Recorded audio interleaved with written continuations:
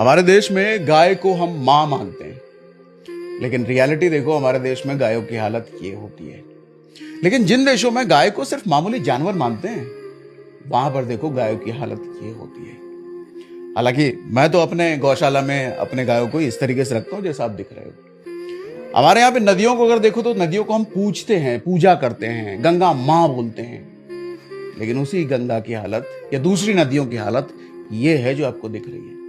मगर जिन देशों में नदियां सिर्फ नदी हैं, वहां देखो नदियों की हालत ये है। हमारे यहाँ पे स्कूल को शिक्षा का संस्थान कहते हैं, शिक्षा का मंदिर कहते हैं, लेकिन सरकारी स्कूलों की हालत ये है।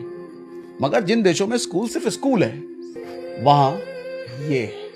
लेकिन ऐसा क्यों होता है? मुझे लगता है कि हम मानने तक सीमित रह गए हैं।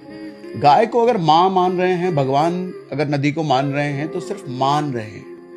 सर, मां मानना और मां के लिए जिम्मेदारी निभाना दो अलग अलग चीजें होती है। हम जिम्मेदारी निभाने में पीछे रह गए हैं, मानने में आगे रह गए हैं। हम भगवान को खूब मानते हैं, लेकिन भगवान की कही बातें एक नहीं मानते। तो हम वो लोग बन के रह गए हैं कि हमें सिर्फ मानना है, जिम्मेदारियां निभाना हमें अभी भी विदेशियों से सीखना चाहिए।